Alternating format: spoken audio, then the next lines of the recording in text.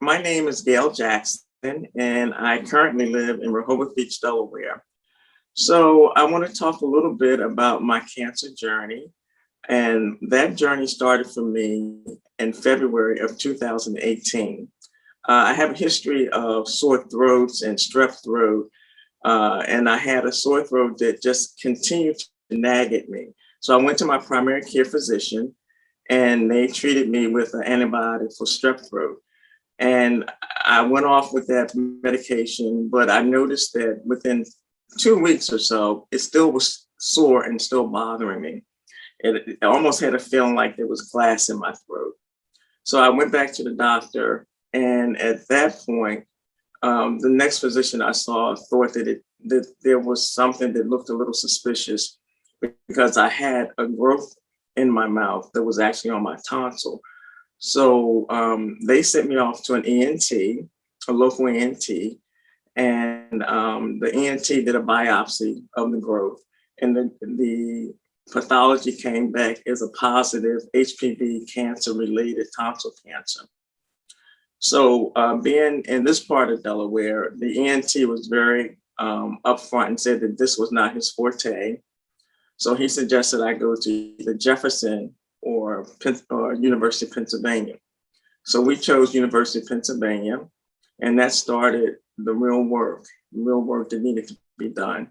So in March of 2018, I had a 12-hour surgery that involved removing 42 lymph nodes.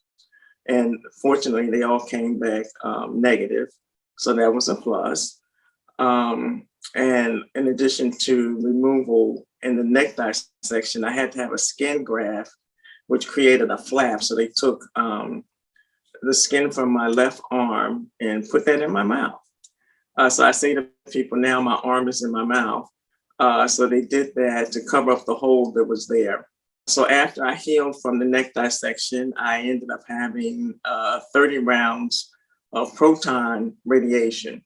Now, for some folks, they may choose not to do the radiation, but my family and I, we talked about it, and the numbers seemed to be greater for ongoing recovery and staying, cancer free with the surgery and the addition of the radiation.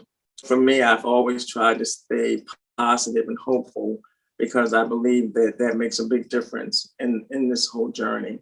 So I think that family members, children, people, whoever are eligible for the shot should consider it as an option, because I really would not want to see anybody go through the journey that I've gone through if it's preventable. And so I think education and doing the research to learn more about how to take care of yourself is a wonderful process, as opposed to not taking advantage of those possibilities.